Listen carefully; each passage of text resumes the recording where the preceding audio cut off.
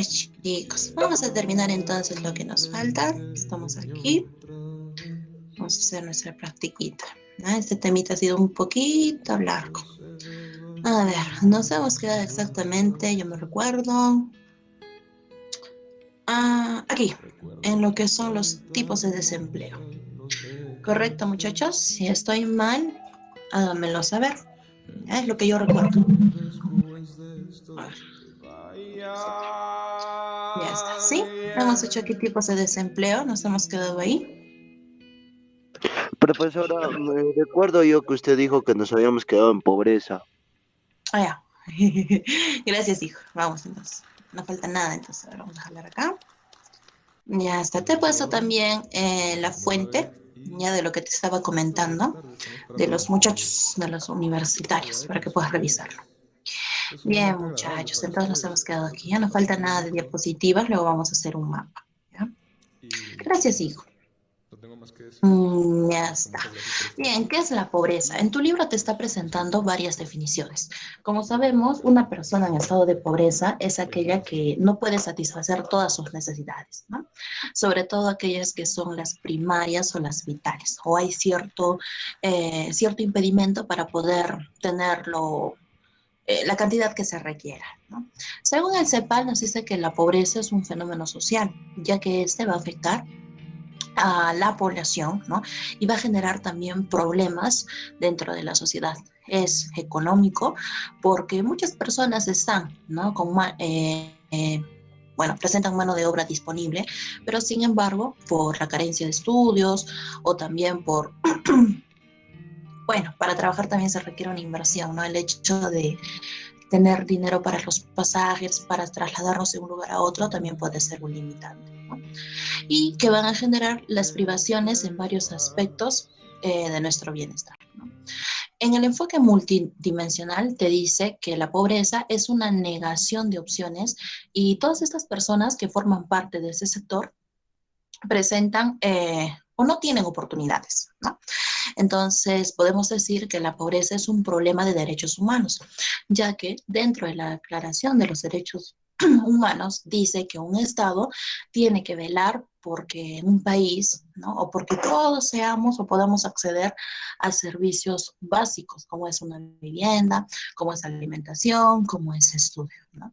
Generando así un problema social que vendría a ser la discriminación y la exclusión social. Bien, ¿cuáles son los dos tipos de pobreza que se considera en el país? Hablamos de una pobreza absoluta o también extrema. Tendrían que ser aquellas personas que no pueden cubrir necesidades básicas, es decir, no les alcanza para poder comprar, ¿no? Bienes de primera necesidad. ¿Sí? Podemos mencionar aquí a las personas que piden, por ejemplo, limosna en la calle, ¿no? O personas que están en abandono en zonas rurales. La pobreza relativa, en cambio, son aquellas personas que pueden cubrir parte de sus necesidades, pero presentan cierta dificultad, ¿no? En el caso de la pobreza absoluta y extrema, el Estado va a medir a través de la canasta básica familiar. Quiere decir que si una familia no logra con su dinero, con su salario, ¿no? Cubrir la canasta básica familiar, significa que forma parte de la pobreza extrema. ¿Cómo se mide la pobreza? A través de dos enfoques, monetario y multidimensional. El multidimensional ve tres factores, que es la educación, la salud y las condiciones de vida. Para el caso de la educación, a ver, generalmente cuando nosotros, bueno, conocemos a una persona con educación primaria, una persona analfabeta, podemos decir que por no tener estudios está imposibilitado de poder trabajar o conseguir buenos puestos de trabajo y por ende podría formar parte de la pobreza, ¿no? Si una persona en el país se hace tener en puestas médicas o en el CID, por ejemplo, podríamos decir que es pobre, ¿no? O si es que vemos que vive en una casa de esteritas, una casa abandonada, podríamos afirmar, pero ello no es exactamente un buen indicador. ¿Por qué, profesor? Es que para educación puede haber una persona que tenga grado de instrucción primario, pero sin embargo haya sido un emprendedor y haya generado ingresos, ¿no? Forma parte del CIS porque sus papás eran parte de la pobreza extrema y por ende, automáticamente desde que él nació, formaba parte del CIS, ¿no? Si bien muchas personas pueden tener sus casitas en malos estados, pero no necesariamente significa que sean pobres, ¿sí? Entonces, este enfoque no es muy considerado para medir la línea de la pobreza en nuestro país. ¿Cuál es el que más se va, o el que se va a utilizar? Este enfoque, el monetario, ¿ya? Donde como indicador vamos a tener al gasto per cápita. ¿Y qué era esto, profesora? Los ingresos que una familia pueda tener, ¿no? En este indicador vamos a encontrar parámetros, que es la línea de pobreza total para el caso del consumo total y la línea de la pobreza extrema para el caso de alimentos, ¿no? Para poder determinar si forma parte de la pobreza relativa o forma parte de la pobreza extrema. Bien, chicos. Según noticias, a nivel mundial o lo que vendría a ser América Latina, en el 2021 ha aumentado la pobreza, ¿no? Dice de 13.8%, siendo nuestro país uno de los más golpeados desde que se produjo el COVID-19. El CEPAL, el mismo que da esa definición, nos dice, ¿no? El informe señala que la tasa de pobreza extrema en América Latina habría aumentado de 13.1% en 2020 a 13.8% en 2021. Un retroceso de 27 años, mientras que la aproximación de la tasa de pobreza general habría disminuido levemente del 33% al 32.1% de la población. Quiere decir, la pobreza relativa, ¿no? Se ha disminuido, pero la pobreza extrema continúa aumentando, ¿sí? Y en el caso aquí de nuestro país, dice que la pobreza alcanza al 30% de los peruanos debido a la pandemia, ¿no? ¿Cuáles son las consecuencias de la pobreza? A ver, chicos, no sé si ustedes hayan visto los reportajes de fin de semana, ¿no? Veía la inseguridad terrible que se vive en Lima y también ha ocurrido el día de ayer un atentado o un asalto en un restaurante muy conocido en Characato, ¿sí? No sé si hayan visto ustedes en las noticias o en Facebook, ¿no? Y profesora, ¿por qué se da eso? Bueno, cuando una persona se encuentra limitada, no tiene oportunidades, no es por generalizar, pero optan, ¿no? Por la delincuencia. Y la delincuencia genera un problema social en el país, que de hecho es uno de los más latentes, ¿no? Y es llamémosle así, elito, ¿no? De grandes problemas en nuestro país. Y generalmente cuando se hace un debate y cosas así, siempre se pregunta, ¿no? ¿Qué se va a hacer por la inseguridad? Bien, muchachos, en el caso de nosotros, la pobreza en el Perú, ¿no? Eh, los que formarían parte de la pobreza relativa, según informes hasta lo que es el 2017, el último censo del INEGI, vendrían a conformar 6.5 millones de personas, ¿sí? En este caso, ¿cuánto, profesora, significa que una persona promedio gasta o tiene de presupuesto para poder cubrir sus necesidades? 344 soles. Bueno, si nosotros viviéramos así con esa cantidad, quizá no a punta de tecito y pancito, pero aún así no sería del todo suficiente. Pero en el país, sin embargo, no encontramos a parte de la población que forma parte de ello, ¿no? En la pobreza extrema o la pobreza absoluta, aquellos que no logran, ¿no? Poder abastecerse o tener la canasta básica familiar, bueno, hasta el 2017 se registran 900.000 personas, ¿sí? Entonces, aquí en la pobreza relativa, el costo promedio mensual de la canasta familiar para cubrir necesidades primarias o vitales sería 344. Para una persona que forma parte de la pobreza extrema, vive con 183 soles al mes. Y si nosotros nos ponemos a pensar, pues esta cantidad, a muchas familias no les alcanza ni para la semana. Ay, bien, chicos. En tu libro también te habla de los programas sociales del MIDIS, ¿no? Que vendrían a ser aquellos que permiten ayudar a parte de la población según las carencias o discapacidades físicas que presentan, ¿no? Ofrecen servicios como Cunamás, Caliwar, Mapris, Emprendimiento Productivo, Foncodes, ¿no? Que financian o permite, ¿no?, de que las familias puedan así emprender. Subvención económica cada 2 meses, contigo, juntos, pensión 65, ¿no? 300 soles, 200, 250. Estos programas sociales también sirven de referencia o han servido de referencia para brindar bonos, ¿no?, en el 2020, 2021. Bien, algo que también se brindan a las personas que viven en las zonas rurales o donde se presentan las épocas de friaje, de sequía, son este programa de casitas calientes, donde, bueno, se mejora, llamémosle así, ¿no?, la vivienda de las personas para que así en épocas bueno, de friaje de invierno, no se vean tan afectadas, ¿no? Como vemos aquí, hay un registro de casitas. En el caso de Arequipa se ha ayudado a 157 familias. Bien, muchachos, ahorita vamos a hacer la práctica. La siguiente parte lo tengo aquí. Ya está. En tu diapositiva me había olvidado comentarte también. Te he puesto esto, ya te he puesto otras noticias y también he conseguido lo que me faltaba. A ver. Ay, no. Vamos a ponerlo así. ¿Dónde estás? ¿Dónde estás? Ah, ¿dónde estás? ¿Dónde estás? Aquí está. Ya, pero solamente hay registros, al igual que el PBI que aparece hasta el 2020, para el Producto Bruto Nacional o Nacional Bruto, también aparece hasta el 2020, ya, que es en este caso los ingresos de empresas del país y que ofrecen productos y servicios fuera del país. Se generó una ganancia de 378,8 millones de dólares, ¿no? Ahora, también te puse esto. ¿Dónde estás? Mm, es un término, ya, que surge a partir de la deflación, que es la reduflación. Seguramente ustedes se han dado cuenta de que hoy en día nos venden los productos al mismo precio, pero más chiquito, ¿no?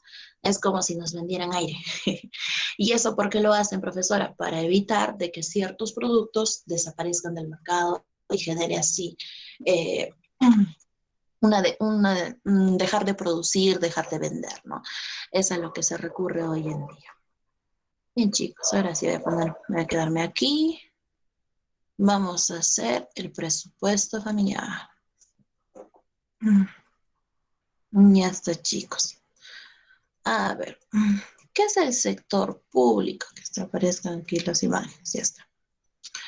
Bien, chicos, en el caso del sector público en nuestro país, vamos a encontrar a instituciones, a empresas y también a personas que trabajan para el sector público.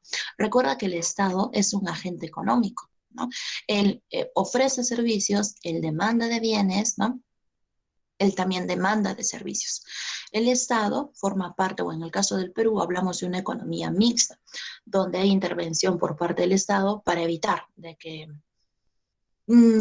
se aprovechen de nosotros, ¿no? Para evitar también de que, y para plantear las reglas de juego, ¿no? En este caso, recuerda que las decisiones que toma el Estado nos va a afectar de manera directa e indirecta, ¿no? Bien, chicos, ellos también a su vez son los que regulan las normas de juego para el sector privado, ¿no? Y cuando se produce un fallo de mercado, tienen que ver la forma de enfrentar o de dar una solución al problema.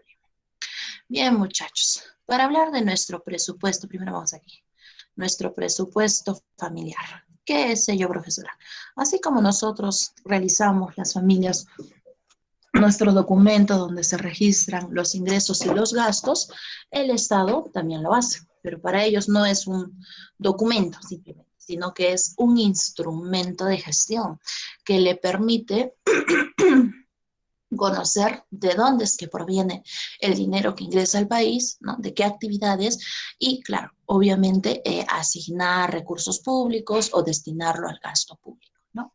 Esta es una expresión cuantificada porque estamos contabilizando la cantidad de dinero que ingresa al país, conjunta de todas las actividades económicas de todos los sectores, ¿no? Sector primario, secundario, terciario, cuaternario, quinario, ¿sí? Y sistemática de los gastos en el año fiscal. ¿Cómo se elabora, profesora? Bueno, obviamente hay que conocer cuáles son los ingresos, ¿no? En este caso, quienes tienen conocimiento de ello son los dos viceministerios de Economía y Finanzas. Perdón, los dos, claro, el Viceministerio de Economía y el Viceministerio de Hacienda Pública, quienes conocen todo o la cantidad de ingresos que percibe el país. En el mes de agosto, el MEF presenta un anteproyecto de ley anual del presupuesto. Es decir, considerando todo el dinero, todos los ingresos, se va a plantear, ¿no? ¿Y es aprobado de manera automática? No. Recuerda que todo lo que requiere de aprobación se da por parte del Poder Legislativo, ¿no? Por ende, si por ejemplo, ¿no? El Poder Legislativo, los congresistas dijeron, ¿quieres invertir 5% en educación? Mucho. Bájale a 3%. ¿Se puede eso? Sí, ¿no? Se puede cambiar o bueno, se puede modificar.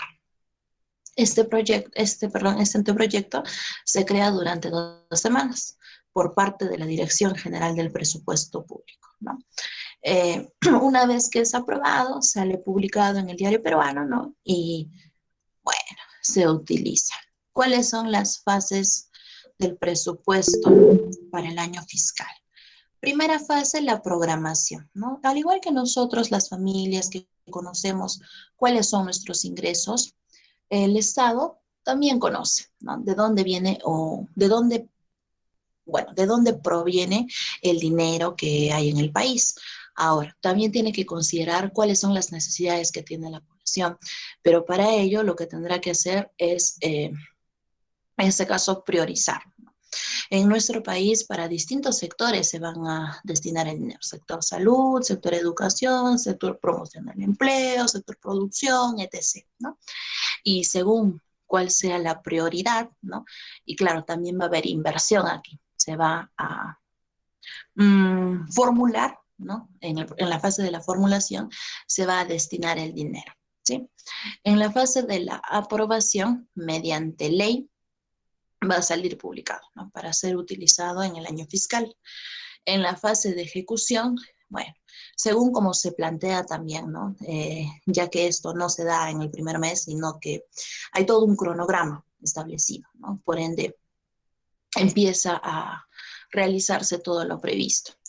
Y en la fase de la evaluación vamos a ver si los resultados han sido buenos, ¿no? Es decir, si ese presupuesto ha sido favorable o no para el país. En el caso de nosotros, las familias, también te mencioné estos dos términos, ¿no? Un déficit y un superávit. Para el caso de todo el país, cuando vemos nosotros un superávit, significa que por recaudación de impuestos o de tributos, ha habido una gran cantidad o acumulación de las riquezas. Y sin embargo, los gastos han sido mínimos. Por ende, esto vendría a ser algo positivo para el país. ¿Sí? Lo contrario, un déficit cuando se ha tenido más gastos que ingresos.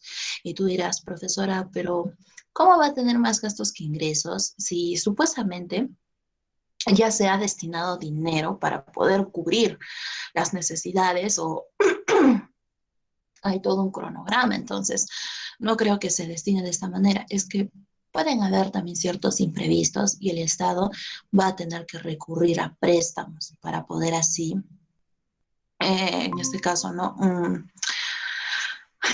Cubrir necesidades que se presenten así de emergencia. En el caso de equilibrio, vendría a ser cuando los ingresos y los gastos son proporcionales, ¿no? Si bien no ha habido una ganancia, pero ha sido o se ha podido utilizar el dinero durante el año, ¿no? Es decir, no se han requerido de préstamos para poder así destinar o realizar obras o invertir. Bien, chicos, al igual que nosotros que consideramos nuestros tipos de ingresos, ¿no? El Estado también tiene presente ingresos, pero a eso nosotros le vamos a denominar los ingresos públicos, ¿sí? Dentro de estos ingresos están los corrientes y los ingresos de capital. ¿ya? Los ingresos corrientes son aquellos que implican la tributación, por ende, tributarios y no tributarios. ¿Qué encontramos en los ingresos tributarios? Aquellos que de manera, perdón, directa nosotros vamos a tributar, ¿no? ¿Cómo de manera directa, profesora? Por ejemplo, el pagar el impuesto a la renta, ¿sí? Vendría a ser un impuesto que según la actividad que uno realice y la cantidad de ingresos que uno perciba, va a tener que tributar, ¿no? Respecto al patrimonio, respecto a las ganancias, según sea la actividad u oficio que uno tenga. Chicos, este tema de tributarios en la semana número 12 vamos a desarrollar, ¿sí? Esto. En los indirectos vendría a ser aquellos que todos vamos a pagar. O sea, profesora, ¿me está diciendo que los directos no todos pagan? No, ya, no todos van a pagar porque en algunos casos no se logra sobrepasar en ese caso lo establecido por el Estado, por ende no se tributa, o también pues existe la informalidad. Pero para el caso de los tributos indirectos, pagamos cuando consumimos cualquier producto, el impuesto general a la venta, o consumimos productos como bebidas alcohólicas, automóviles, combustibles o casinos, ¿no? Impuesto selectivo al consumo. ¿Sí? Y los no tributarios, profesora, vendrían a ser el dinero que el Estado recibe por canon minero, regalías mineras o cuando las empresas le transfieren dinero al Estado. ¿Sí? Y en el caso de los ingresos de capital, serían aquellos ingresos que tiene el Estado cuando vende bienes o cuando vende empresas, por ejemplo, ¿no? Venta de inmuebles, terrenos, edificios, vehículos, venta de intangibles, ¿no? Los derechos de autor, propiedad intelectual. Y aquí también vamos a registrar al dinero que recibe el Estado, pero que obviamente no se lo espera. En este caso, vendría a ser un ingreso variable para el Estado. Transferencias o donaciones que el Estado va a recibir. Ay, vamos, vamos. Ya está. Ya hemos visto entonces de dónde vienen los ingresos, ¿no? O cuáles son los activos que percibe el Estado, pero ¿en qué se lo va a gastar? Ya. El gasto público es un instrumento que influye en el consumo, la inversión y el empleo. ¿Por qué en el consumo, profesor?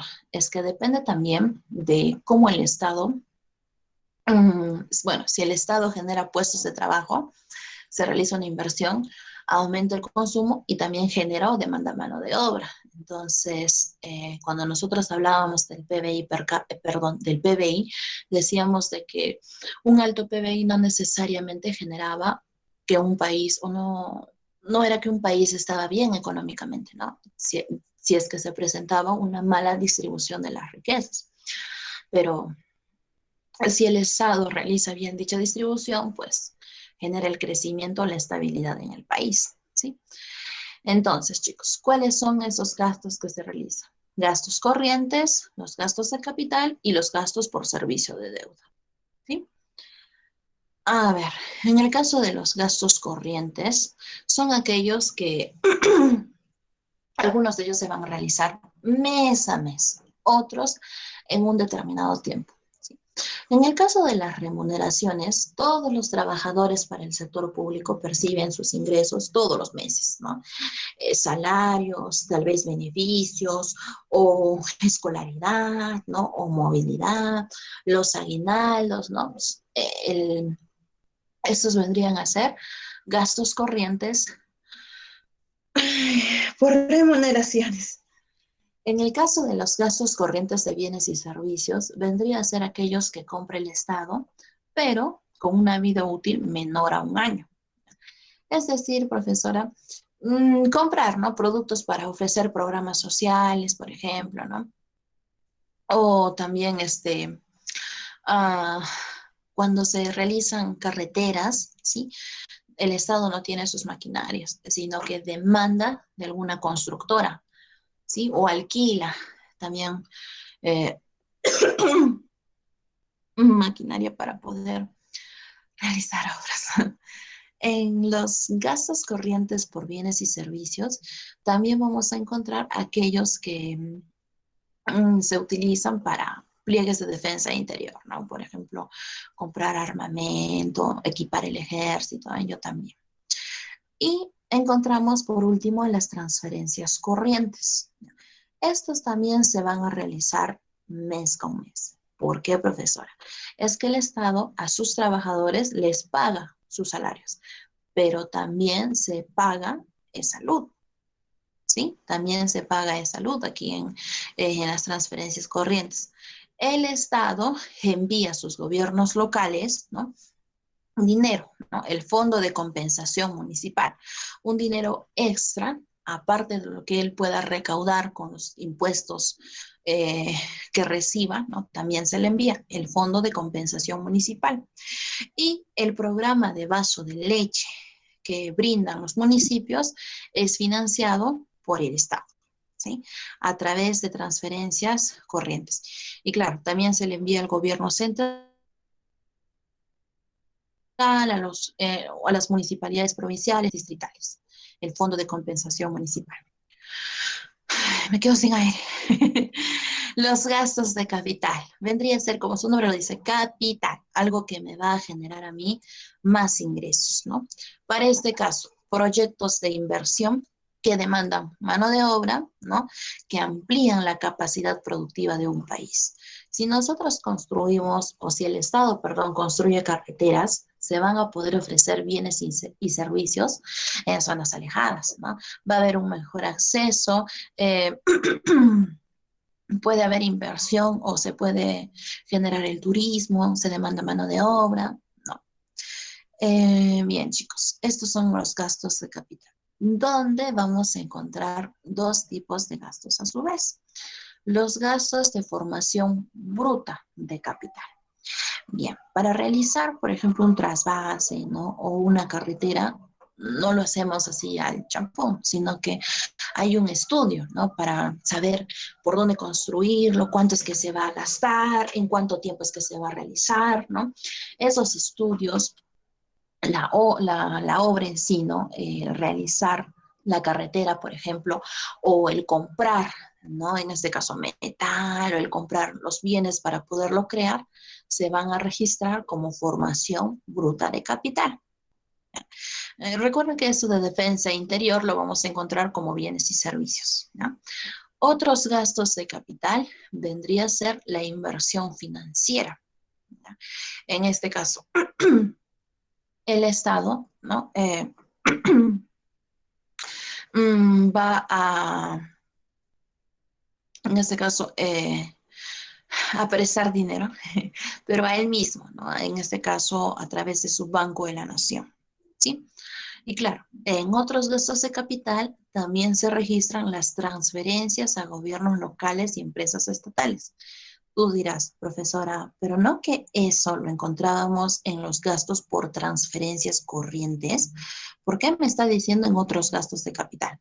Es que esto de transferencias corrientes es un dinero fijo que les va a llegar a los municipios, pero en cambio, en otros gastos de capital es cuando el Estado, por ejemplo, decide construir un hospital en un distrito, ¿sí?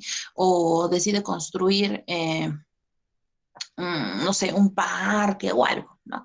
Ese dinero, ¿sí? No va a salir de parte del municipio, sino que va a ser enviado por el gobierno central. Por ende, se va a registrar como otros gastos de capital. Y por último, está el servicio de la deuda, ¿no? Hablamos de una deuda externa y de una deuda interna, donde el Estado se presta dinero de su propio banco, que vendría a ser el Banco de la Nación, ¿no? Su deuda interna. Y también recurre a la deuda externa, al Fondo Monetario Internacional, al Banco Interamericano de Desarrollo o al Banco Mundial u otros, ¿sí? Entonces, estos son gastos fijos que todos los meses se deben dar, ya que si se deja de pagar, al menos en deudas externas, ¿no? Podemos tener problemas económicos, como ya se produjo en el gobierno de Alan García, ¿no? Aquí vamos a incluir bonos, letras, créditos, ¿no? Incluidos también los sobregiros, los pagos automáticos que se generan. Bien, muchachos, me quedo sin aire de tanto hablar. Ya, vamos a hacer aquí nuestra practiquita ahora. Sí, ¿dónde está tu practiquita? Aquí está. Ya está. A ver, listo. Ajá, ajá, ajá. Ya está, chicos. Bien, ahora sí, dice así, ¿ya? Sucedió en el distrito de Paucarpata. Una señora acostumbrada a ahorrar su dinero en los pañales de su menor hijo, pero equivocadamente en el mercado de bo- pero equivocadamente en el momento de botar la basura, metió los pañales sucios en una bolsa negra, arrojando todo en la compactadora del municipio. Y cuando se dio cuenta que también había arrojado sus ahorros, corrió desesperada y logró, después de suplicar que los trabajadores del municipio le ayudaran a recuperar sus ahorros de toda una vida, ¿no? Identifica qué clase de ahorro corresponde al caso descrito, ha recuperado su dinero en la basura, ¿no? Esto es un tipo de ahorro formal, un ahorro de emergencia, un ahorro de inversión, un ahorro voluntario o un ahorro informal. Está sencillo, ¿no? Formal, profesora. Si hubiera ido al banco, eso no hubiera pasado. Sí, ya, siguiente. La planta de tratamiento de aguas residuales PETAR, la enlosada, ubicada en Arequipa y considerada una de las más modernas del país y América Latina, tiene como objetivo descontaminar el río Chile. La ejecución del proyecto demandó una inversión de 950 millones de soles, monto financiado estricta íntegramente por la minera Cerro Verde. Reconozca el tipo de inversión de ejecución de esta obra: pública, privada, neta, bruta, mixta. ¿Qué sería? A ver, el Estado está invirtiendo aquí. No es una empresa, ¿no? Cerro Verde no es empresa del Estado. ¿Será privada entonces? Hablamos de una inversión neta o bruta. Estamos considerando posibles gastos o tal cual. ¿Cuál vendría a ser el tipo de inversión? ¿O será mixta? El Estado y también la empresa habrá financiado. Aquí dice íntegramente, si no me equivoco. ¿Dónde está? Aquí. Por ende, nuestra respuesta sería una inversión privada, ¿verdad? Ya está. Siguiente, a ver, identifica el rol o función de los factores de la producción. Los recursos naturales.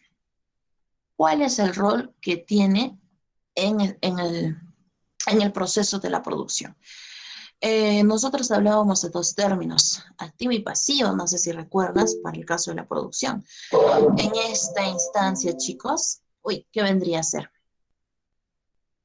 El factor naturaleza, ¿es activo o es pasivo? Es pasivo, ¿no? Son todos los recursos que se van a utilizar, se van a aprovechar para poder crear bienes y ofrecer servicios. Las fuentes de energía son importantes también, ¿no? Pueden ser en este caso eh, energías limpias o energías contaminantes, permiten dinamizar el proceso de producción, ya que vamos a poder crear bienes con mayor rapidez, ¿no? O le vamos a dar, en este caso, ¿no? Vamos a producir aún más, perdón. El trabajo vendría a ser el factor activo, ¿no? Donde las personas van a, en este caso, crear bienes, ¿no? A partir de los recursos. En conocimientos y tecnología vendría a ser nuestro valor agregado, ¿no? Aquí hablábamos de la creatividad, de la innovación para poder crear bienes. Capital, en este caso, lo que nos permite a nosotros generar mayores ganancias, ¿sí? Para generar el capital, bueno, es apoyo, ¿sí? Y proviene del ahorro. Y bueno, y claro, también genera ahorro de energía y de tiempo. En la empresa vendría a ser quien se hace las preguntitas, ¿no? ¿Qué producir? ¿Cuánto? ¿Para quién producir? Por ende, organiza, integra y dirige. Y el Estado vendría a ser la entidad reguladora, ¿no? Siguiente. Ay, me duele mi garganta. Esta fase del proceso económico pone en relación estrecha las unidades productivas, es decir, a las empresas con las familias que somos económicamente las unidades de consumo. Después, el proceso de traslado e intercambio de mercancías. Infiera, ¿a qué factor de la producción se relaciona? A ver. Nos está diciendo, pone en relación estrecha a las unidades productivas con las familias. Circulación, inversión, intercambio, trueque, movilidad. ¿Cuál sería el término que le corresponde? A ver. Ay, me quedo sin aire. ¿Cuál será? ¿Cuál será? Pone a intercambio. Ya, en otras palabras, lo va a llevar al mercado. A ver, muy bien. La circulación, ¿no? Siguiente. Los impuestos se constituyen en el principal ingreso en el presupuesto del Estado. Entonces, Maricoche Parker, una empresaria del sector turismo, a pesar de la actual crisis del sector por la COVID-19, paga este cada año a la entidad recaudadora de impuestos por los siguientes conceptos: el cargo de gerente, la propiedad inmobiliaria familiar y la renta generada por su empresa. Reconozca a qué tipo de impuesto pertenece: temporales, directos, indirectos, de emergencia, intermedios. A ver, ¿cuál será el tipo de impuesto? Paga todos los meses, ¿no? Y bueno, en este caso lo paga ella por desarrollar esa actividad. En este impuesto también encontramos a todos los que son empresarios, a los que invierten, ¿no? En el mercado de la bolsa de valores, a los que arriendan o alquilan, también a los que trabajan para el sector público o el Estado y aquellos que emiten recibos por honorarios. Entonces, ¿cuáles serán? ¿No se ha marcado? Ya, pero está bien. Vendrían a ser los ingresos directos, ¿no? En el indirecto registramos al IGB. Yo te he aumentado dos preguntitas, ¿ya? De lo que vendría a ser el gasto. A ver, dice así. Observe las siguientes imágenes o las imágenes y seleccione el tipo de gasto que representa. Tiene SAE Salud, el vaso de leche y la ONP. Esto me olvidé mencionarte, pero es un gasto, mira, que todos los meses se realiza por parte del Estado para sus trabajadores. Este es un gasto corriente por bienes y servicios, un gasto por servicio de deuda, un gasto corriente por transferencias corrientes, un gasto de capital, un gasto corriente por remuneraciones. La respuesta ha salido ahí. Se ha marcado solita. Entonces, ¿cuál sería aquí nuestra respuesta? Para empezar, estos son gastos corrientes, ¿no? Periódicos, ¿sí?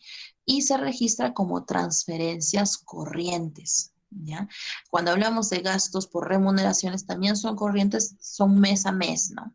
Pero bueno, para el caso, no corresponde. Siguiente. Recién se marcó directos, ya.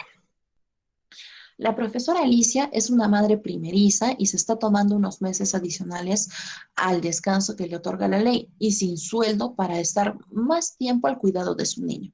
En este caso, el testimonio presentado sería desempleo de tipo estacional, estructural, voluntario, friccional, cíclico. ¿Ya? Nosotros teníamos 4 tipos de desempleo. Y en el primer tipo, no sé si recuerdas, que es el friccional, hablábamos de las personas que están buscando, en este caso, trabajo o han sido despedidas, o también aquellas que se toman un descansito. Según la ley, no reciben su salario, pero sin embargo, pueden volver a trabajar después, ¿no? Al fenómeno económico que denota una reducción del circulante y provoca una disminución general y sostenida de los precios se le conoce como, ¿no? Inflación, deflación, devaluación, recesión, depreciación. Reducción del circulante, es decir, reduce la cantidad de bienes que se van a ofrecer o de servicios. Disminuye, cae la demanda. Entonces, ¿cuál sería el término que le corresponde? Muy bien, la deflación. Esto más he puesto, ¿ya? Esto no es en tu práctica, yo te lo he puesto. Dice así: los ingresos públicos son recursos que financian el presupuesto de la República. ¿Qué tipo de ingreso público constituye el impuesto a la renta? Mira, primera, segunda, tercera, cuarta, quinta categoría, ¿sí? ¿Qué tipo de impuesto? ¿Es un ingreso tributario indirecto? ¿Un ingreso tributario directo? ¿No tributario, de capital, de transferencia? Tendría que ser la misma respuesta, ¿no? Que el otro. Sería tributario directo. Bien, chicos, tu frase la semana pasada era, no se trata de dónde estés, sino dónde quieres llegar. Vamos a reducir. Ya está. Vamos a hacer ahora lo que corresponde para esta semana, ¿ya? Bien, chicos, estamos en la semana número 6, muchachos. Ya estamos a la mitad de este proceso. Espero que estés eh, repasando, ¿sí? Espero que estés repasando tus temas. A ver, chicos. Ay, y a ver si me aclaran el panorama ustedes. El día viernes ha habido partido. Hemos ganado, Xiomara. Nos has dado suerte con tu camiseta. ¿Qué significa estar en cuarto lugar? ¿Que hay otro partido más y después de eso ya clasificamos o que ya automáticamente? Sí, nos faltan todavía partidos. Pero ya casi huelen, ¿no? Casi huele a clasificación. Estos chicos. Por ahora, por ahora. Bien, hijo, después de haberme quedado sin aire, para terminar rápido el tema, vamos a continuar. Ahora toca jugar con Ecuador. ¿Cuándo van a jugar?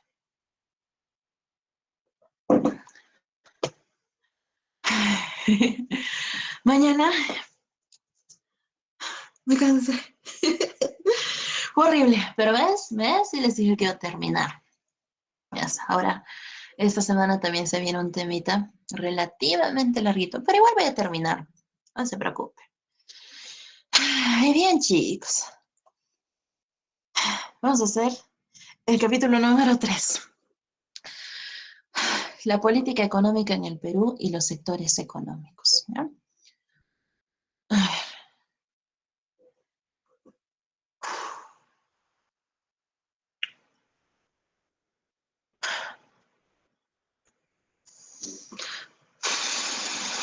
Ya está. Bien, chicos. ¿Qué es la política económica? Primero vamos a partir de ahí antes de hablar de nuestros 5 sectores. ¿Ya? Es un conjunto de directrices, de lineamientos que utiliza el Estado para poder así regular la actividad económica de nuestro país. Y claro, también orientar el proceso económico o generar de que haya un crecimiento o una estabilidad económica. ¿Sí? Esta política económica define criterios, ámbitos e instrumentos. Profesora, o sea, aquí me está hablando de la política fiscal, ¿no? La política monetaria, la política cambiaria, ¿sí? Cómo estas influyen en el país, ¿no? Entonces, consideramos aquí al sistema financiero, muy importante, ¿no? Consideramos al gasto público, ya que gracias a ese dinero se va a poder realizar el presupuesto del año fiscal a las empresas privadas y, bueno, públicas, perdón, que forman parte del Estado, ¿no? También se considera la economía mundial, la macroeconomía, para poder así ofrecer determinados bienes o situarnos en alguna realidad económica, ¿no?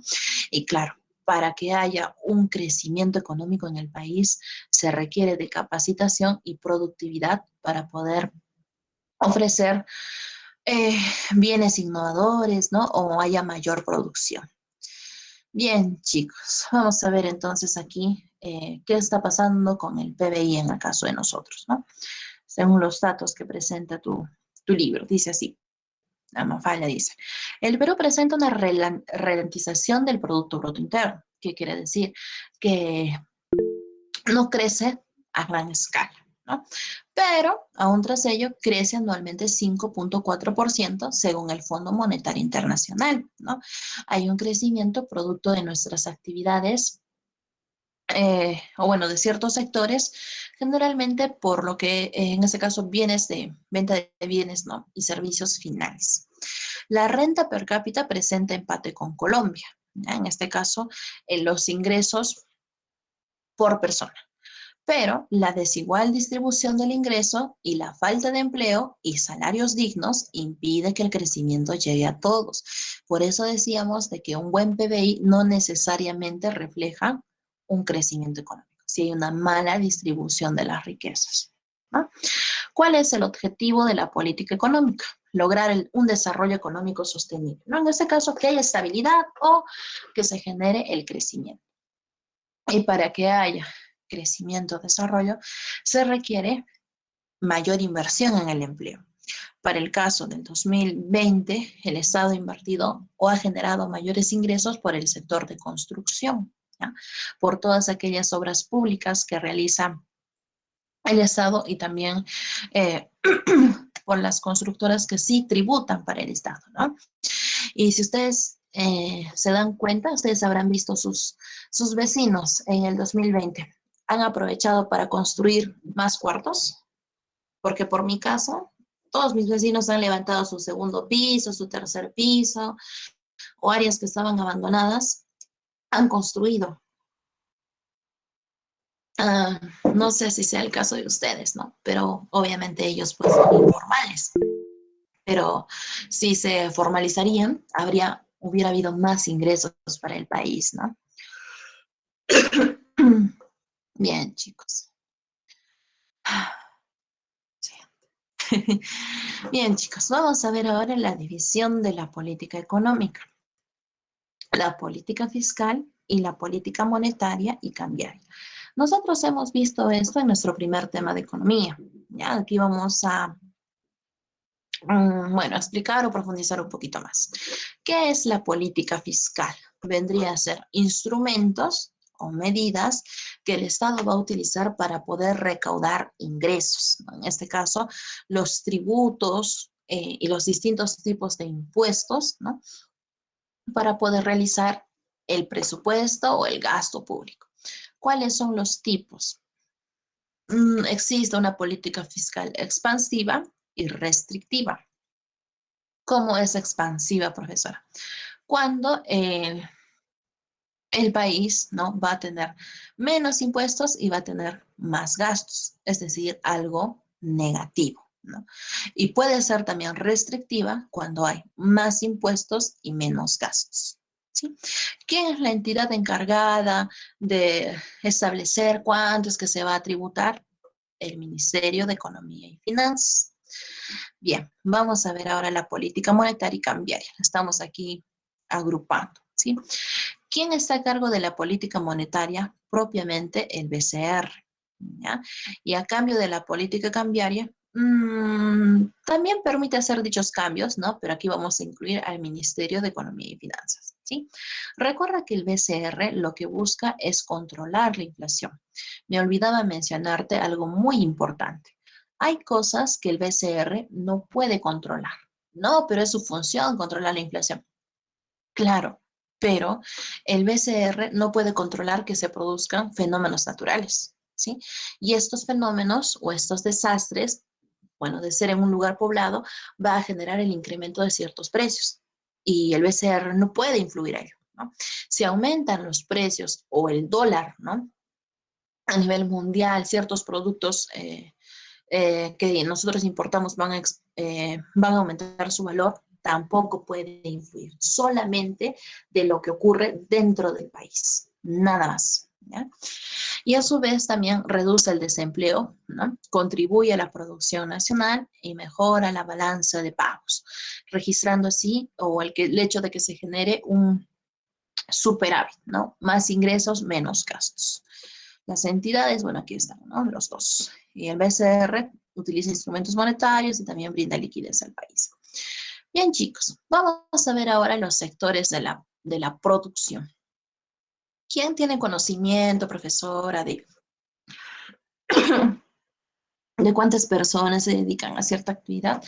El INEI, quien registra, ¿no?, quienes forman parte de ello, a través de los censos también, ¿no? Y claro, es conocedor de datos cuantitativos, observa y describe la realidad económica del país, ¿sí? Bien, esos sectores de la producción son útiles para las cuentas nacionales, es decir, para que haya un Producto Bruto Interno, ¿no? Gracias a los recursos que poseemos en el país y por ende las actividades económicas, podemos tener ingresos. Cada país apuesta firmemente en un sector, es decir, ve en él la oportunidad de crecer económicamente. Para el caso de nosotros, los peruanos, o en el caso del Estado, ¿a qué le invierte más? ¿Qué considera que es lo más importante? Hablamos de 5 sectores: primario, secundario, terciario, cuaternario, quinto. O menciónenme la actividad en la que más se invierte. A ver, a nuestro país, ¿por qué lo conoce? Por ser un país minero, ¿cierto? Un país que busca la actividad minera, entonces, en este caso, apuesta firmemente por ello. También nuestro país, a su vez, apuesta por la exportación de bienes, insumos, ¿sí? Estos sectores de la producción van a ser la base para los factores, en este caso van a demandar o van a generar, perdón, factores productivos, van a generar recursos y claro, todo ello genera de que haya un crecimiento en el país, expansión y preferencias también, ¿no? Tiene, Ahora, todo país tiene un modelo productivo, ¿no? Una forma en cómo va a desarrollar sus actividades y, claro, determinando políticas de gestión para alcanzar sus objetivos. Bien, chicos, lo que vamos a desarrollar ahora es prácticamente todo esto. ¿Sí? Todo esto es lo que vamos a desarrollar. En nuestro sector primario encontramos actividades extractivas como es la caza, la pesca, la tala y la minería. Actividades productivas como es la agricultura, la ganadería. En el sector secundario encontramos a la industria, la construcción y la artesanía. En el sector terciario, el sector de los servicios, vamos a desarrollar el comercio y el turismo. En el sector cuaternario encontramos a la investigación, el desarrollo, la innovación y la divulgación. En el sector quinario, el entretenimiento, la cultura y el trabajo no remunerado. ¿Sí? Bien, chicos, vamos a empezar entonces con nuestro sector primario. Bien, en el sector primario son aquellos que la naturaleza nos prevé, ¿no? O este vendría a ser el factor naturaleza o tierra para la producción, ¿sí? Existen dos tipos, como hemos visto, ¿no? Extractivo, de manera directa, ¿sí? O en este caso la caza, la pesca, la tala y los minerales. Productivo, donde nosotros podemos aprovechar, ¿no? El suelo, podemos sembrar, podemos criar nuestros animalitos, ¿no? Es el uso de ello. Recuerda que aquí nosotros podemos determinar, ¿no? Si queremos mayor cantidad utilizando ciertos bienes. Bien, chicos. Bien. Hay dos términos que debemos diferenciar: materia bruta y materia prima. Seguramente tú has escuchado estos. ¿No son lo mismo, profesora?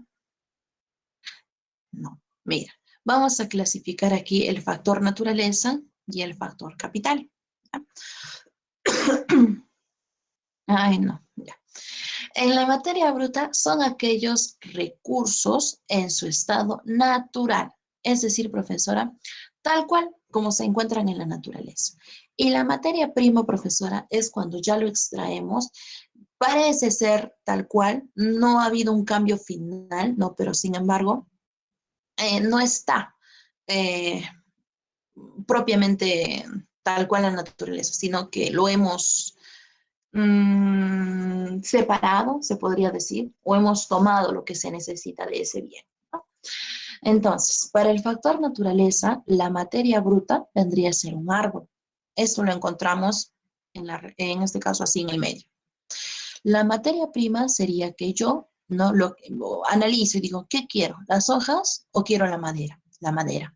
Por ende, extraigo estos árboles, los talo y hago troncos, ¿sí? El bien insumo vendría a ser que esto yo lo procese, porque así troncos no se pueden utilizar, ¿no? Entonces, yo haga tablas, ¿sí? Y el bien final sería que yo utilice estas tablas y a partir de él construyo muebles de madera. Para el caso de los animales, tengo aquí como materia bruta la llama, ¿sí? ¿Qué requiero yo de esta llama? Su piel, ya está. Esto vendría a ser mi materia prima. En el bien insumo de esta piel, no lo he sacado así tal cual según su cuerpo, hago cuero. ¿ya? Y como mi bien final, voy a hacer, en este caso, productos a partir del cuero. ¿Sí? Entonces, materia bruta, materia prima no es lo mismo. A ver, otro ejemplo, chicos, de materia bruta y de materia prima. A ver, ustedes mismos son. A ver, ¿qué podría ser materia bruta y materia prima?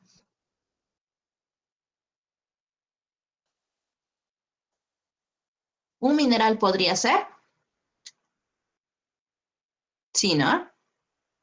¿Un mineral podría ser materia bruta, materia prima, insumo y bien final? Sí, ¿no? Una piedra, profesora. Está la piedra, está con el oro. ¿Ya? Pero acá tiene que haber un proceso porque tenemos que separar, ¿no? La lixiviación. Entonces, como materia prima, tengo ya las pepitas de oro, ¿sí? Como factor capital de insumo, estas pepitas de oro los voy a hacer, digamos, barras, ¿no? Y como bien final, voy a hacer algún producto, no sé, una joya, un arete, ¿no? Voy a hacer algo a partir de él. Entonces, la diferencia entre materia bruta y materia prima, ahí la diferencia, bien chicos. Vamos a empezar entonces con las actividades extractivas, la minería, ¿ya? Y lo que es, en este caso, los hidrocarburos también. ¿Quién está a cargo de ello, profesora? OSINARMIN, ¿ya? El organismo supervisor de inversión en energía y minas. Seguramente te suena este nombrecito o esta sigla porque en lo que ha pasado, ¿no? En el derrame de petróleo, Osinermin ha intervenido, ya que esta es una empresa que defiende al consumidor, ¿no? O defienden a las personas que se ven afectadas por la actividad minera y por la actividad de hidrocarburos. Regula y supervisa, por ende, a las empresas, ¿no? Y de hallar los culpables, sanción por parte de INDECO. Multas, ¿sí? Bien. Chicos, la minería, ¿es importante esta actividad? Bueno, en nuestro país se dice, ¿no? Tía María tiene que ir, es muy importante. ¿Qué más debe ir? Majes y Huesos. Esos dos proyectos son los más importantes actualmente para el país, pero no están viables. Para el caso de la minería, es fuente ocupacional. ¿Por qué, profesora? Cuando un proyecto minero, ¿no?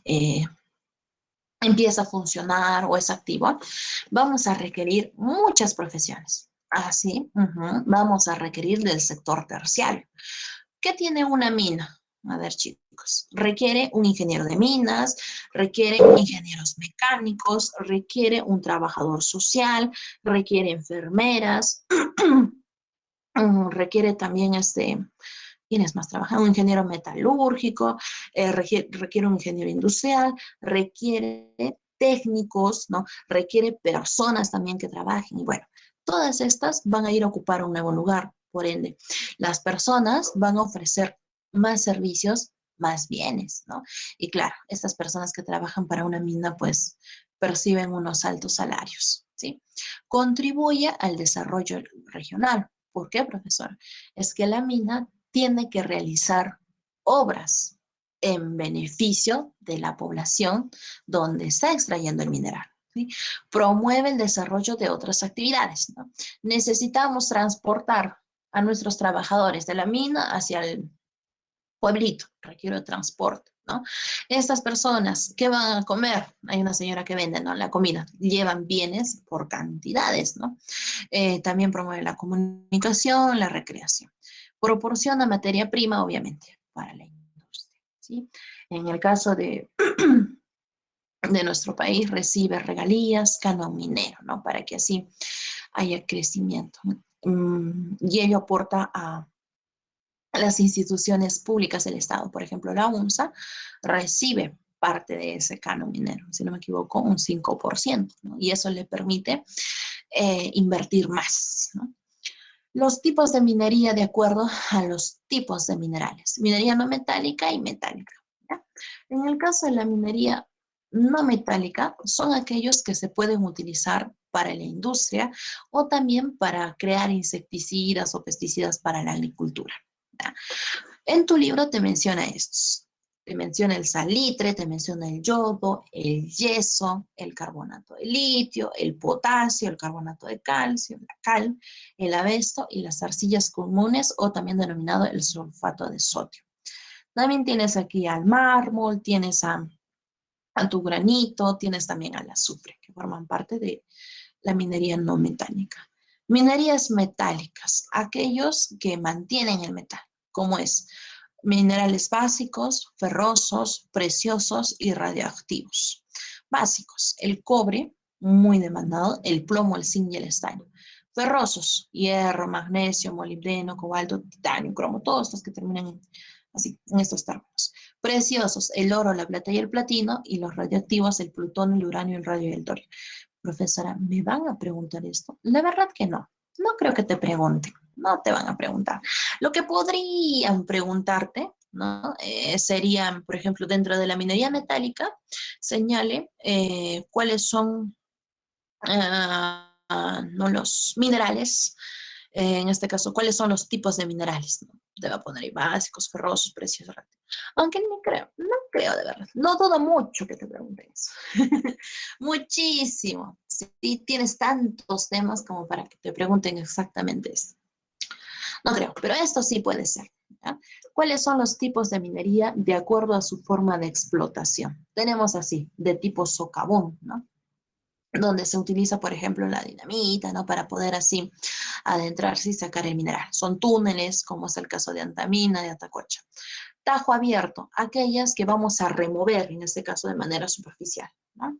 Remoción de capas, como tu cuajone, toquepala, cerro verde. Aluvional, aquel que se realiza en las riberas de los ríos, ¿no? Como es el caso de Madre de Dios. Recuerda que esta actividad requiere de la lixiviación, ¿ya? Que es el separar el mineral de la roca. Esto nosotros lo hemos desarrollado en nuestro proceso, o perdón, en los agentes, en este caso la meteorización, pero esta es meteorización química, ¿ya? Meteorización química. Bien, chicos, ahora, los tipos de minería de acuerdo a la formalidad. De manera formal e informal. Formal, aquel que ha pedido permiso, ha realizado sus proyectos, ¿no? Aquel que cumple con los estatutos ambientales que el país establece, aquel que tiene también aprobación por parte de la población, ¿sí? Establecidos entonces por ley. Puede ser la pequeña minería, que durante el día van a extraer menos de 350 toneladas. Mediana minería, más de 350 hasta 5.000 toneladas. Y una gran minería, más de 5.000 toneladas. También existe la minería artesanal, ¿no? Y esta generalmente se realiza en zonas alejadas de la población, generalmente. La minería informal encontramos de dos tipos, minería informal a su vez y minería ilegal. ¿Qué es la informal, profesora? Aquella que, por ejemplo, va a operar en una ANP, pero que el Estado no se ha dado cuenta, ¿no? Una ribera de un río, ¿no? Si bien estas, en este caso, estas zonas, perdón, pueden tener permiso, o sea, están empezando a tramitar, a pedir su licencia, ¿no? Me había equivocado aquí. No son áreas prohibidas, ¿sí? Por ende, el Estado les puede otorgar licencia, pero todavía no están formalizados. Para el caso del ilegal, esto sí, son en áreas que el Estado no las permite y por ende no van a tener permiso para poder extraer. ¿Sí? Entonces lo que van a hacer es realizar esta actividad, ¿no? Sin licencia, perjudicando así al medio ambiente y a la población. ¿Sí? Y lo más terrible, podemos decir, de esta actividad es que se va a utilizar maquinaria de punta, ¿no? Es decir, como si fuese una pequeña minería, una mediana minería. Bien, chicos. Ahora, para el caso de los hidrocarburos, hablamos del gas natural y del petróleo, ¿no? El gas natural lo vamos a encontrar en el subsuelo marino y también en distintas áreas, ¿no? En el subsuelo continental. Recuerda que este gas se va a formar por la acumulación de plantas, de animales que van a ser sedimentados o van a ser enterrados en la tierra o en el subsuelo. Están entre las rocas porosas, ¿sí? Acá están, ¿no? Este es el combustible fósil más limpio que nosotros utilizamos para nuestras cocinas, ¿no? También para producir energía, o en este caso como combustible, o la industria petroquímica, o también la industria vehicular. El petróleo. Bueno, a este petróleo sí se le da un tratamiento, la refinación, y a partir de él salen varios productos afines, ¿sí? Como es el veneno, la gasolina, los lubricantes, el querosene, neumáticos, parafina, detergentes, ¿no? Gas propano, polietileno, disolventes, productos también, la industria textil, que salen a partir del petróleo. Sí, este es el más contaminante. Bien, chicos. El resto lo tengo aquí en el mapa. Ya está. Ya está. Vamos aquí entonces. Hablando de mapas, chicos, cuando he subido tu material, te he puesto un mapa también, ¿ya? Y en ese mapa está, podemos decirle resumido, el tema que hemos trabajado, desde presupuesto familiar hasta los problemas económicos del país, ¿sí? En la diapositiva te he puesto con ejemplos, así lo he profundizado aún más, bueno, para poderlo desarrollar en clase, pero si quieres revisar así bien preciso, guíate de los mapas. ¿Ya? Bien, chicos, vamos entonces aquí. Ajá, estamos aquí en minerías e hidrocarburos. Bien, muchachos. Ah, verdad. Aquí en minerías e hidrocarburos hay dos mapas que te voy a subir antes de que me olvide. Me estaba olvidando ya. ¿Dónde estás? Capítulo 1, no. ¿Dónde estás? ¿Dónde estás? Economía, acá está. Minas. Ya está. Bien, chicos, en tu libro, en cuadrito, te está mencionando esto, ¿ya? Te está diciendo, ¿no? En tal lugar encontramos gas, en tal lugar encontramos petróleo y también minerales, ¿sí? Te voy a subir este mapita para que tú puedas estudiar, revisarlo. Le voy a hacer zoom. Ya está. Mira, te he puesto así con distintos colores para que puedas reconocerlo, ¿ya? En este caso, el amarillito, oro. Ese color me parece que es plomo. Ah, no, no, no. Es medio lila, creo. Cobre. Este color verde jade me parece. Plata. El plomo, plomo. El molibdeno, color rosado. El zinc celeste y el hierro verde. ¿Ya? Y te he ubicado en el mapa a las minas. En el caso de oro vamos a encontrar en Cajamarca, Chanacocha, La Libertad, Alto Chicama, en Ancash Pierina y en el sur, en Arequipa a Ares, Orcopampa, Buenaventura y en Puno a San Antonio de Putina y San Rafael. En el caso de que sigue cobre, tenemos en Ancash Antamina, en Cusco a Constancia Antapacay, en Huancavelica Cobriza, en Apurímac Las Bambas, en Arequipa Chapi Cerro Verde, ¿sí? En Puno Coajone, Moquegua Quellaveco, Tacna Toquepala. ¿Qué sigue, molibdeno? No, plata, plata. En, en Lima Cazapalca, La Ollón, en Ica Cerro Lindo, en Ayacucho Gran Inmaculada, en Arequipa Arcata, creo que Norte más había, no, ya está. En el caso del plomo, solamente lo vamos a encontrar aquí en Pasco. Milpo y Atacocha. ¿Ya? En el caso de molibdeno, así, en distintos lugares. En Ancash, en Antamina, en Apurímac, Las Bambas, en Arequipa, Cerro Verde, en Moquegua, Cuajone. Por último, el zinc, zinc y el hierro. Zinc en Ancash, en Antamina, en Pasco, el Brocal. Y por último, hierro en Ica, en Marcona, y me falta en el norte, en Tambo Grande, en Piura. ¿Ya? La verdad, siéndote muy honesta, no creo que te pregunte. No creo que te pregunte cuál es el departamento, ¿no? Dónde encontramos, pero hay algunos que sí debes recordar. Por ejemplo, aquí en Arequipa, ¿ya? ¿Qué es lo que se extrae? Oro, molibdeno, ¿sí? Si no me equivoco, ¿cómo se llama esto? Es plomo. Es cobre, ¿sí? Cobre y el último es plata, plata, plata. ¿Sí? Plata, ya en este caso. Cerro Verde extrae molibdeno y plata. Recuerda que esta empresa, Cerro Verde, actualmente es una de las más activas en la economía de nuestro país, ya en el caso de Cerro Verde. Después, no te olvides también de aquí, de Milpo y de Atacocha, ya que según tu libro solamente las registra estas como las de hierro, que también de hecho generan, ¿no?, problemas la salud y los que generan problemas sociales es de aquí, de Apurímac, Las Bambas, aunque ya han llegado a un acuerdo.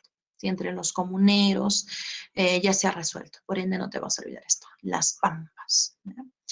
Molibdeno y cobre, siguiente, no. Y ahora sí.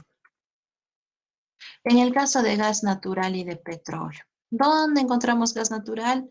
En lo que es en Ucayali, Aguaitía, en Cusco, Camisea, ¿no? Y en petróleo, recuerda que los petróleos se hallan en la zona de los tablazos, ¿ya? En Piura, Zorritos, La Brea, Pariñas, Lobitos, Negritos, Talar. Y también en la selva, en la zona de Loreto. Pabayaco, Capaguari, Capirona, Trompeteros y en Huánuco, Aguascalientes y Ganso Azul. Ya, eso también te voy a mandar para que lo repases. No creo que te pregunten la verdad. Lo dudo. Quiero apostar. No, quiero pensar que no te van a preguntar eso, perdón. Bien, ahora sí, estaba por olvidarme eso. Vamos aquí, vamos a continuar con las actividades extractivas, como es la pesca, ¿ya?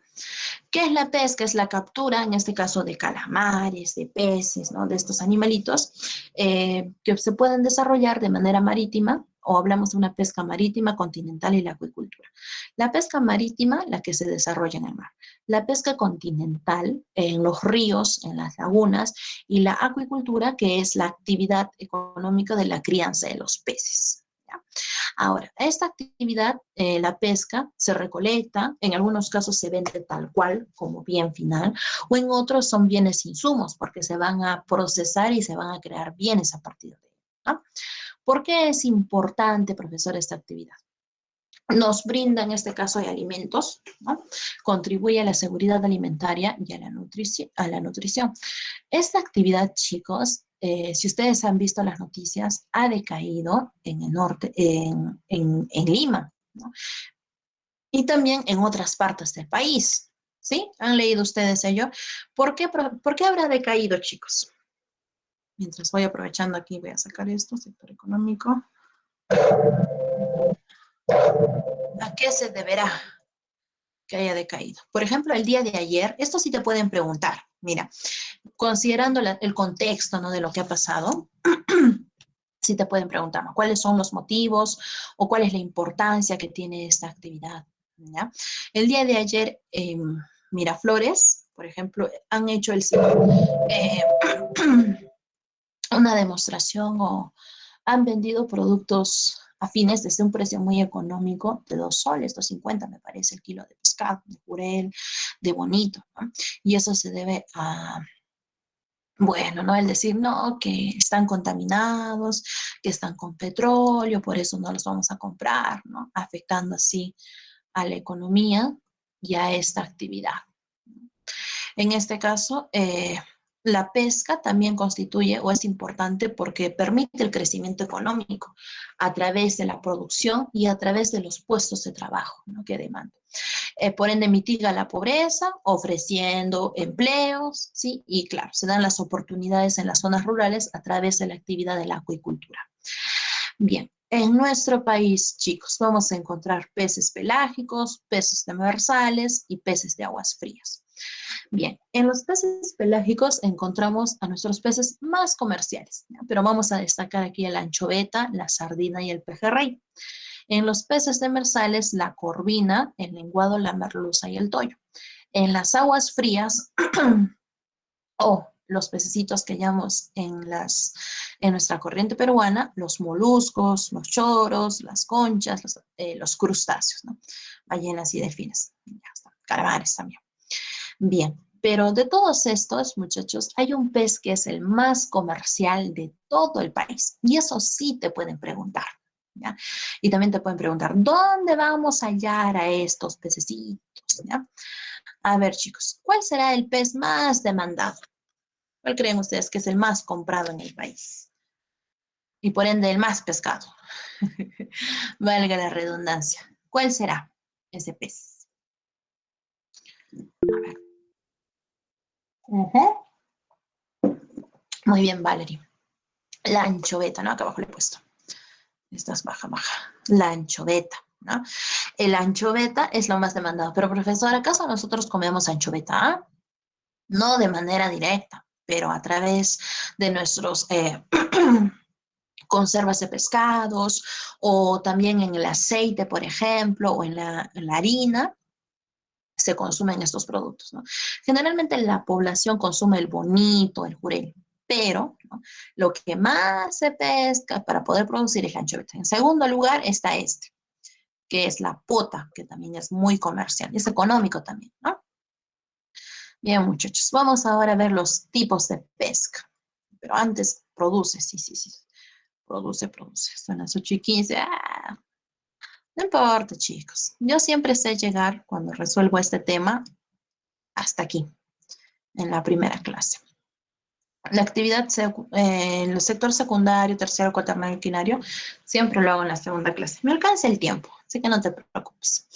En el caso de produce, ¿ya? ¿Qué es eso, profesora? Vendría a ser la Sociedad Nacional de Pesquería, ¿ya?, quien formula, diseña, ejecuta, supervisa la política nacional y sectorial respecto a la actividad de la pesca en nuestro país.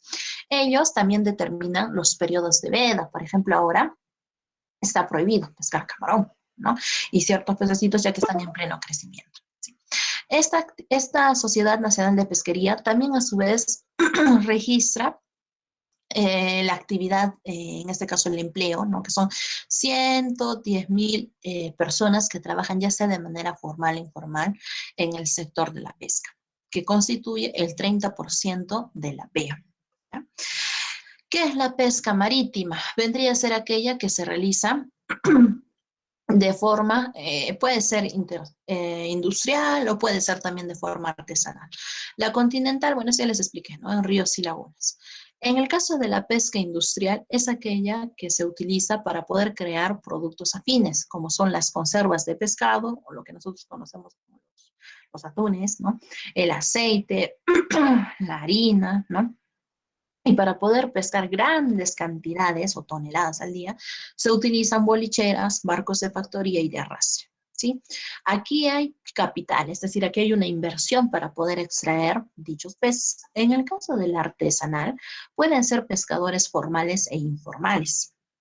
Estos son extraídos para el consumo local o para ser distribuidos en mercados o llegan a nuestras casas también, ¿no? Se realizan en botecitos, en estas, bueno, botecitos tradicionales. Ahora, el 70% de las personas que realizan pesca de manera artesanal son informales. La pesca también es una actividad que deja buenos ingresos para el país. Creo que es la tercera, después de construcción, educación. Ya. Ahora, hay una actividad que es la crianza de los peces, lo que se le denomina la acuicultura, ¿ya? En la costa le vamos a denominar a esa actividad la maricultura. ¿Y cómo, profesora, van a criar peces? O sea, ¿qué van a hacer? En algunas áreas, por ejemplo, así, de manera separado con mallitas, ¿no? Se van a criar ciertos pececitos, ¿no? Como en el caso de Tumbes, los langostinos, ¿no? Las conchas de abanico, en la bahía de Independencia de Pisco también. En la sierra, bueno, por ejemplo, aquí vemos los criaderos de truchas, ¿no?, como en el lago Titicaca y en otros lugares. En la selva se da la crianza, pero de estos grandes pececitos, los paiches, también de tilapías, de lagartos, de tortugas, ¿no? Entonces, la acuicultura es la actividad de crianza de peces o cultivo de peces, también denominado la piscicultura. Bien. Siguiente actividad que forma parte de la actividades extractivas, la explotación forestal, ¿sí? Ahora, aquí hay un gran problema. Cuando hablábamos, no me acuerdo exactamente en qué tema, te dije, no, mira, en nuestro país se realiza la actividad de la tala o de la deforestación de manera indiscriminada, ¿no?, donde el cedro, la caoba son los que más se van a demandar, ¿sí? De manera ilegal, van a ser exportados a México, a Estados Bélgica. Ahora, vamos a encontrar dentro de ello recursos de árboles madereros, plantas industriales, palmeras y plantas medicinales, ¿sí? Te voy a explicar ello, eso lo tengo en otro mapa.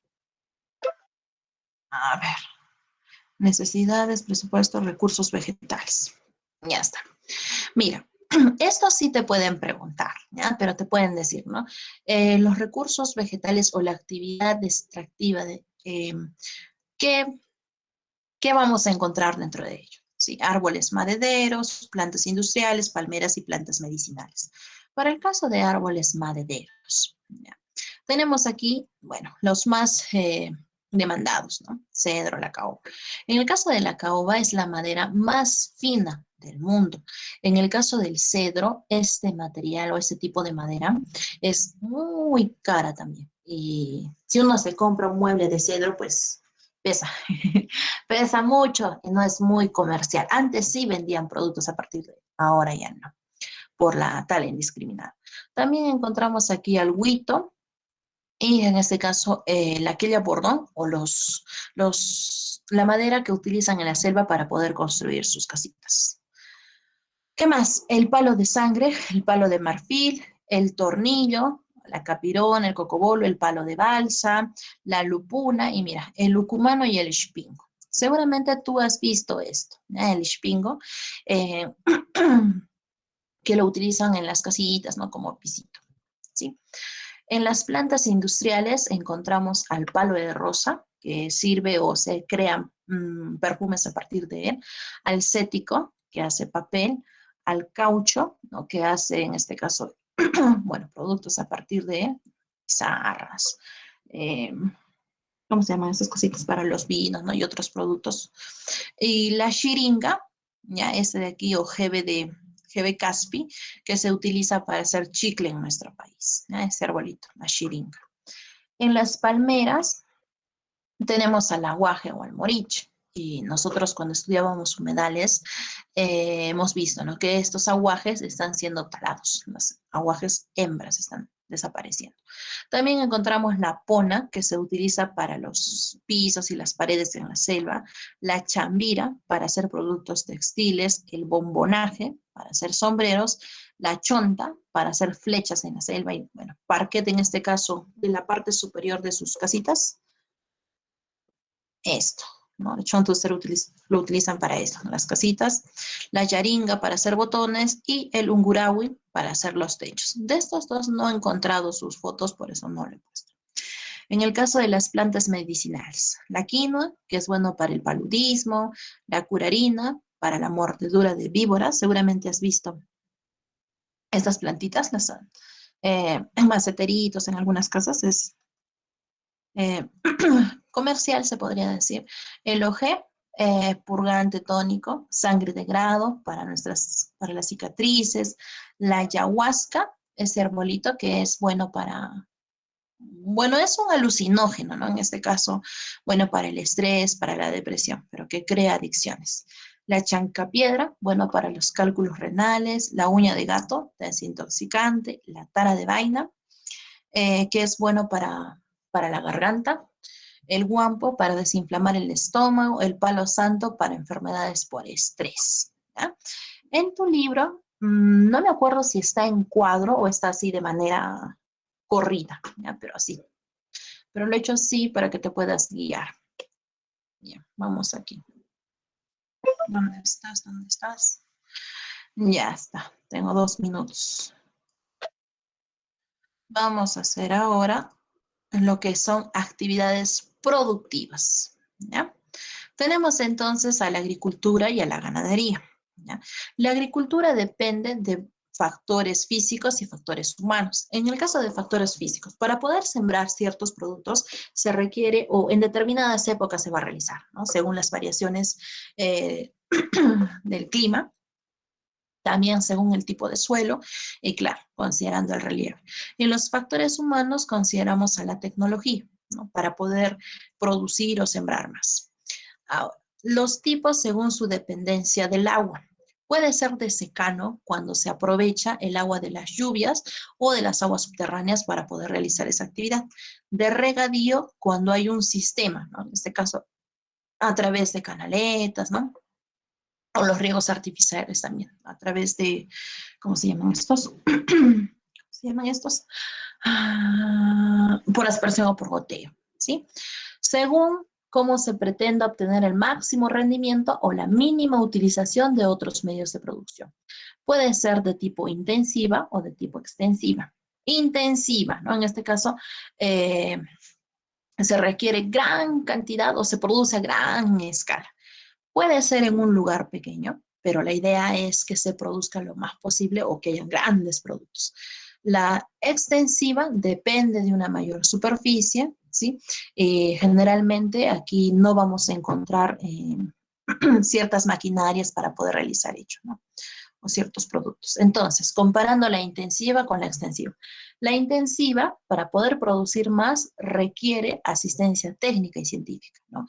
En este caso, el uso de ciertos productos para generar mayor cantidad. La extensiva, en cambio, solamente se limita a los conocimientos rudimentarios que han sido transmitidos de generación en generación. La intensiva es mecanizada, ¿no? Se requiere aquí de tractores, ¿no? Para poder producir. La extensiva, en cambio, son la lámpara, el pico, la chaquitaja, ¿no? Herramientas rudimentarias. Bien, chicos, me voy a quedar aquí, intensiva, extensiva. Ya, no me vaya a olvidar, intensiva y extensiva. Bien, muchachos, hasta ahí nomás, no me da el tiempo. Nos vemos entonces, hijos, el día viernes. Cuídense, hasta el día viernes. Chao, Xioma. Hasta luego, Miss, cuídese. Chao, me voy a otra clase. Cuídense, chicos, que tengan un bonito fin de semana. Chao, chao.